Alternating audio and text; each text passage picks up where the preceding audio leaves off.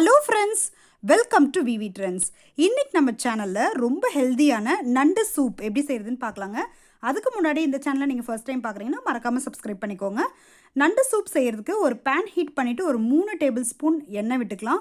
அதில் முழு மிளகு 1 டேபிள் ஸ்பூன் போட்டுட்டு இது கூட ஒரு 4-5 பல்லு பூண்டை வந்து லைட்டாக நசுக்கிட்டு சேர்த்துக்கோங்க. அப்போ இன்னும் நல்ல வாசனை சூப்பராக இருக்கும்.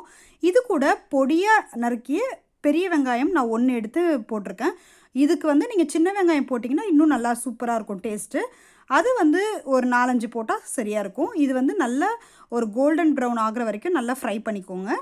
இது கூட ஃப்ரெஷ்ஷாக அரைச்ச இஞ்சி பூண்டு விழுது ஃப்ரெஷ்ஷாக அரைச்சி போட்டால் தான் அதோட ரியல் ஃப்ளேவர் சூப்பராக இருக்குங்க. 1 டேபிள் ஸ்பூன் போட்டுக்கலாம். போட்டுட்டு லைட்டாக அந்த பச்சை வாசனை போகிற அளவுக்கு நல்லா ஃப்ரை பண்ணிக்கோங்க. இது கூடவே வந்து பொடியாக நறுக்குன பழுத்த தக்காளி எடுத்து 1 போட்டுக்கோங்க. ஏன்னா நிறைய போட்டிங்கன்னா உங்களுக்கு ஸ்வீட்னஸ் ஆகிடும். அதனால் வெங்காயம் தக்காளி வந்து கரெக்டான அளவில் போட்டுக்கோங்க. இது போட்டுட்டு நல்லா வந்து ஃப்ரை பண்ணிக்கலாம்.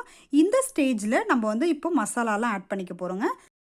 1/2 ஸ்பூன் வந்து குழம்பு மிளகாய் தூள், ஒரு 1/4 டேபிள் ஸ்பூன் வந்து மஞ்சள் தூள் சேர்த்துருக்கேன். உப்பு வந்து நம்ம பின்னாடி சேர்க்கலாம். இப்போ வந்து நண்டு வந்து ஏற்கனவே கழுவி சுத்தம் பண்ணியிருக்கு. ஒரு மஞ்சள் தூள் கொஞ்சம் உப்பு போட்டு நல்லா கழுவிட்டு அந்த நீச்சு ஸ்மெல் வராமல் இருக்கிறதுக்கு எல்லாம் கழுவிட்டு சுத்தம் பண்ணியிருக்கு. அந்த நண்டு வந்து ஒரு 1/2 கிலோ போட்டுட்டு இந்த வெங்காயம் தக்காளி கூடவே நல்லா வதக்கிக்கலாம். ஃபஸ்ட்டு இதை ஒரு டைம் நல்லா ஒரு மிக்ஸ் கொடுத்துட்டு அதுக்கப்புறமா தண்ணி சேர்த்துக்கலாம். இது சூப்புன்றதுனால கொஞ்சம் எக்ஸஸாகவே தண்ணி வைங்க. பார்த்திங்கன்னா ஒரு 2.5 கப் அளவுக்கு தண்ணி வச்சுருக்கேன். இப்போ நல்லா அது சுண்டி வந்துடும், நல்லா தண்ணியெல்லாம் குறைஞ்சிரும். அப்போ வந்து உங்களுக்கு சரியாக இருக்கும், அதை எடுத்து குடிக்கும்போது கரெக்டாக இருக்கும்.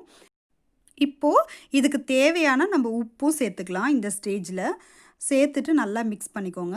இப்போ பார்த்தீங்கன்னா இது நல்லா சேர்ந்து ஒரு 10-15 நிமிஷம் நல்லா மீடியம் ஃப்ளேமில் இது நல்லா வந்து வேகணும். இது வந்து நல்ல ஒரு 15 மினிட்ஸ் கொதிச்சா தான் என்ன ஆகும்னா அதில் ரசம் ஃபுல்லாக இறங்கும், அப்படியே அந்த சூப்பில் வந்து இறங்கும். அப்போ குடிக்கும்போது அதோட சத்து நம்மளுக்கு ஃபுல்லாக கிடைக்கும்.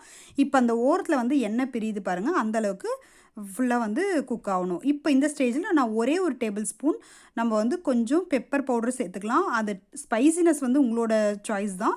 இப்போ பார்த்திங்கன்னா லாஸ்ட்டாக கொத்தமல்லி தூவி இறக்கிக்கலாங்க. உங்களுக்கு வந்து கோல்டு காஃப் அந்த மாதிரி இருக்கிற டைமில் இது நீங்கள் குடிக்கும்போது உங்களுக்கு ரொம்ப எக்ஸலண்ட்டான ரிசல்ட் கிடைக்கும். நீங்கள் பெப்பர் பவுடர் வந்து நீங்கள் கொஞ்சம் அதிகப்படுத்திக்கிறதெல்லாம் நம்மளோட சாய்ஸ் தான். குழந்தைங்களுக்கு இது சரியாக இருக்கும். நண்டில் வந்து நிறைய அந்த ஒமேகா 3 ஃபேட்டி ஆசிட்ஸ்லாம் நிறையவே இருக்குது.